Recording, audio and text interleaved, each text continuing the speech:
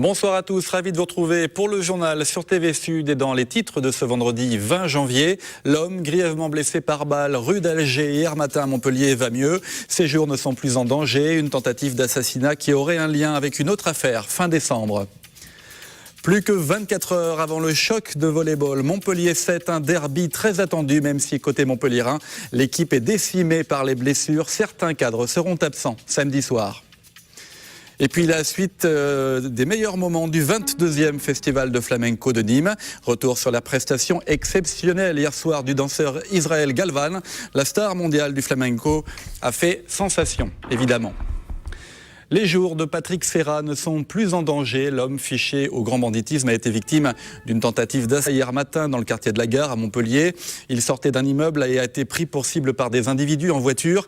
La victime a reçu 2 balles à la tête et à l'abdomen, selon des sources proches de l'enquête. Ce règlement de compte pourrait être lié à une autre affaire. Le 31 décembre, une bombe avait été découverte sur le parking d'un sauna libertin. L'homme blessé hier pourrait être impliqué dans des affaires de racket à Marseille. Et puis autre fait divers, peut-être résolu, l'incendie qui avait ravagé le restaurant Léon de Bruxelles. C'était le 28 juillet 2011, esplanade de l'Europe à Montpellier. Un salarié d'une trentaine d'années a été arrêté. Il est soupçonné d'avoir vidé le coffre de l'établissement avant de déclencher un incendie involontaire. Selon lui, l'homme toxicomane notoire cherchait de l'argent. Il aurait dérobé 1 000 € pour régler des dettes liées à sa consommation de drogue. Les associations de riverains du quartier de la Gare de Montpellier sont toujours en colère. Ils étaient une soixantaine à manifester hier soir en partant de la rue Durand. Ils ont fait le tour du quartier en protestant contre le passage des bus, trop nombreux selon eux. Même si l'arrivée du tram devrait arranger un peu les choses, les bus continueront à circuler dans le quartier, ce qui engendre des problèmes de sécurité, notamment dans cette rue Durand, où la limitation de vitesse imposée aux bus ne serait pas respectée. On écoute le président de l'association des riverains de la rue Durand. Ici, dans la rue Durand, on n'a plus de trottoir. On sort de chez nous, on a des bus qui roulent à 50, 60 km/h à 40 cm de haut. Maintenant, on a des dégradations de la rue. C'est encore plus dangereux qu'avant. On n'est pas écouté, on n'arrive pas à avoir de rendez-vous. Donc maintenant, toutes les autres rues se mettent ont compris aussi qu'il fallait arrêter ce rabattement systématique des lignes de bus à la gare parce que ça sert strictement à rien. Le MEDEF et la Direction régionale du travail et de l'emploi, la Direct, ont livré le résultat d'une étude lancée sur la filière nautisme et plaisance dans la région. C'est le projet Nautica. L'étude montre que les entreprises de ce secteur sont de petite taille. Elles ont besoin de se regrouper pour mener des actions collectives. Pour assurer leur développement économique, un des objectifs de l'étude, c'est de trouver des niches de développement. On écoute Didier Ray, chef du pôle économie-emploi à Direct Languedoc-Roussillon.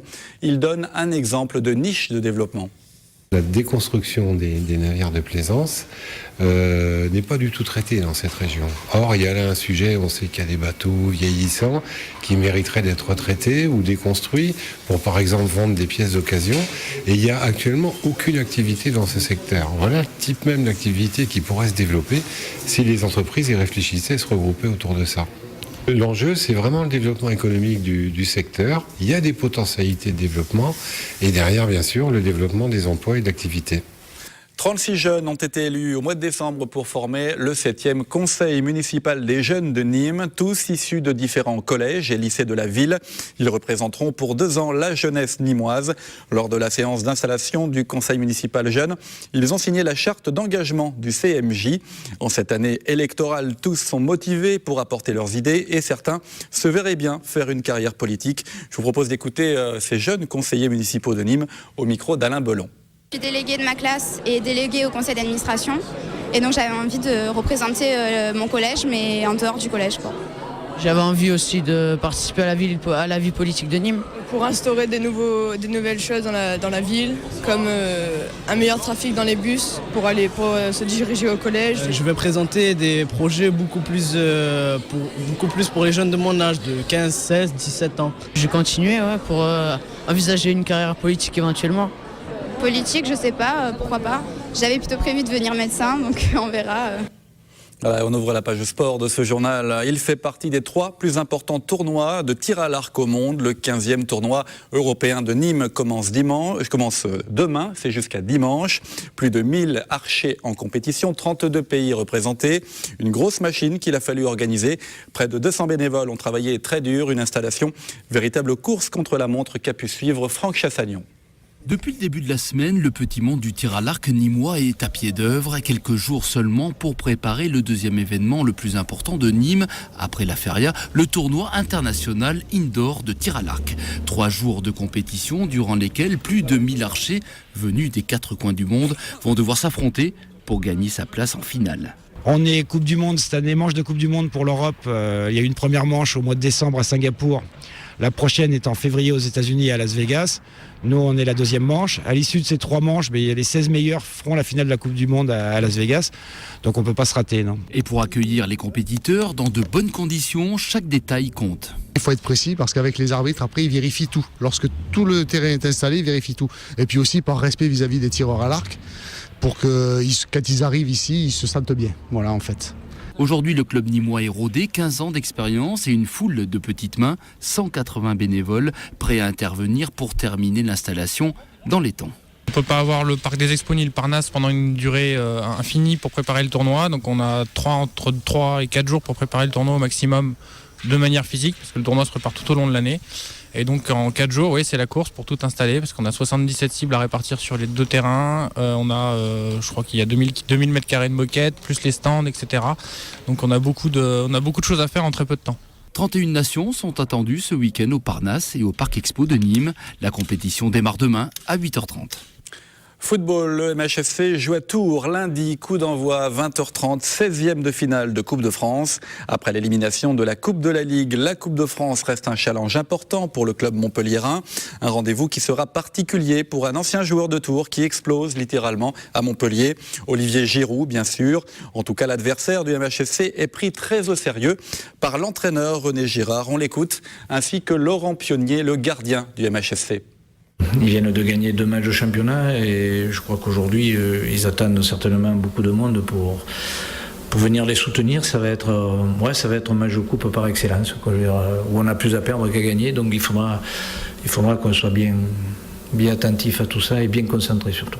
C'est un des objectifs qui nous a été fixé, donc à nous de bien le faire. On sait que c'est plus long que la Coupe de la Ligue, c'est un parcours qui est semé de beaucoup plus d'embûches, donc il faudra bien négocier tous ces passages, mais il ne faut pas voir dans l'avenir plus loin que lundi, parce que ce sera un match très très important. Mais avant lundi, il y a le week-end et le choc du week-end, c'est le Montpellier Volley qui affronte l'Arago de Sète. C'est du volleyball évidemment, c'est à 20h au Palais des Sports de Castelnau-le-Lez. Un premier derby dans cette salle, le match est très attendu, même si côté montpelliérain, l'équipe est décimée par les blessures. Certains cadres seront absents demain soir. Olivier Brachard était à l'entraînement ce midi. Hop, ça tourne, oui. Ça tourne, c'est le moins que l'on puisse dire. Le 6 de base du Montpellier Volley est sans cesse remanié ces derniers temps. L'entraîneur Arnaud Josserand doit composer sans ses 2 réceptionneurs attaquants Guillaume Quesque et Julien Linel. Ce dernier, l'international français, fera son retour face à l'Arago de Sète.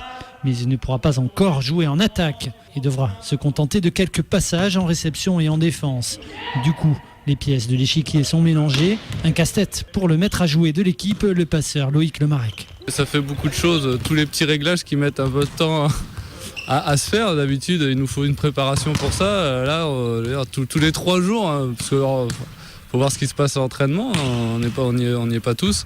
Voilà, c'est un nouveau central, c'est un nouveau réception attaquant, c'est c'est vraiment beaucoup de choses, mais c'est pas que pour moi que c'est difficile, hein, c'est pour d'autres. Je pense à Philippe. Philippe Schneider, central de métier, qui doit travailler ses gammes sur le poste le plus compliqué et le plus important, la réception de service.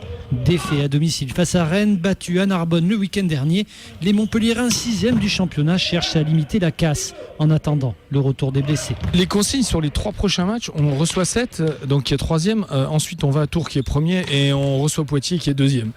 Donc forcément ça va être compliqué, il faut au moins essayer de s'amuser et donc de prendre des points pour essayer de se maintenir dans le milieu haut du tableau, de telle sorte qu'une fois qu'on récupérera tout notre monde, on puisse aller rechercher les places qui étaient la nôtre avant la trêve, c'est-à-dire 3e. Dommage que pour ce premier derby dans l'enceinte de Castelnau face à l'Arago, le Montpellier Volley ne puisse pas lutter à armes égales. Voilà, Montpellier Volley Arago de 7 samedi à Castelnau-le-Lez. Et puis sur TV Sud, le match sera diffusé en intégralité. Ce sera lundi 20h50. Commentaire Olivier Brachard avec Marc Francastel. C'est l'entraîneur du Centre national de volleyball. Et puis un dernier mot de hand avec les internationales nîmoises, vice-championnes du monde du HBCN. Camille Aiglon et Blandine Dansette, reçues par le sénateur maire de Nîmes, Jean-Paul Fournier. À cette occasion, le président du HBCN a annoncé la prochaine venue d'une joueuse étrangère. Elle arrivera ce lundi 23 janvier. Un joker médical car à la suite de la blessure de Camille Aiglon et la maternité de Madalina simulée, le club souhaite renforcer l'effectif pour la fin de saison. Suspense donc jusqu'à lundi pour connaître le nom de cette handballeuse mystère. Inclassable, Israël Galvan a prouvé hier soir encore au Théâtre de Nîmes qu'il était le plus inventif des danseurs flamenco. Son spectacle, la Curva, flamenco certes, mais dans un style très contemporain. La maîtrise du corps et de l'espace époustouflant, ovationné par le public. Retour sur cette soirée de jeudi du Festival de flamenco de Nîmes avec Nicolas Pachino.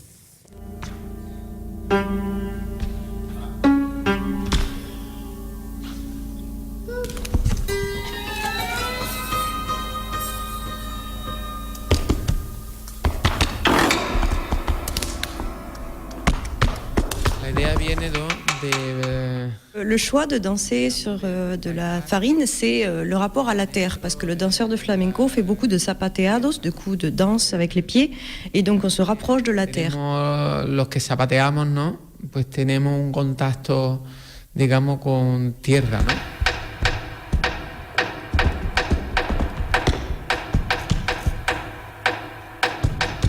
Mi manera de ver el baile, ¿no? Donde me he nacido, ¿no? En una L'inspiration, elle vient d'abord de ma danse, de moi vouloir danser de manière personnelle, de me lancer, d'être libre sur scène. Et puis c'est aussi un hommage à la famille, parce que même si on veut être libre, finalement la famille flamenco, elle nous retient toujours, elle est toujours là derrière moi. Aunque tengamos la libertad de irnos, pero siempre la familia, en este caso flamenca, digamos... Arbolito, arbolito, y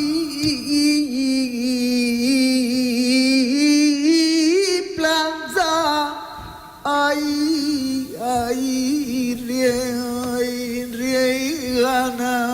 Lo que no es cinta en el pelo que colorea, cinta en el pelo que colorea.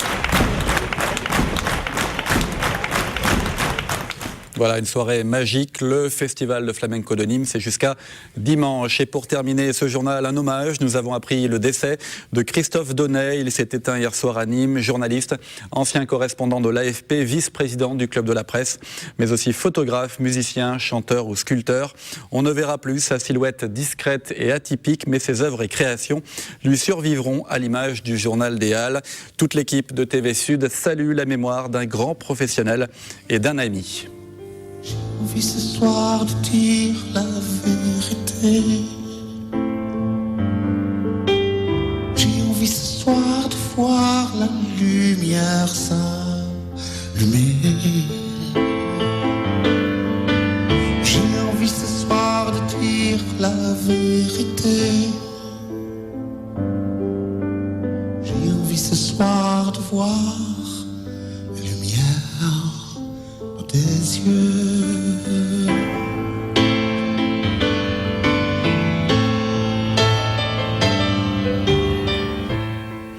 Voilà, et c'est la fin de cette édition. Vous pouvez retrouver ce journal et les émissions de TV Sud sur tvsud.fr. Prochain rendez-vous avec l'actu, c'est lundi 12h30. Passez un très bon week-end sur TV Sud.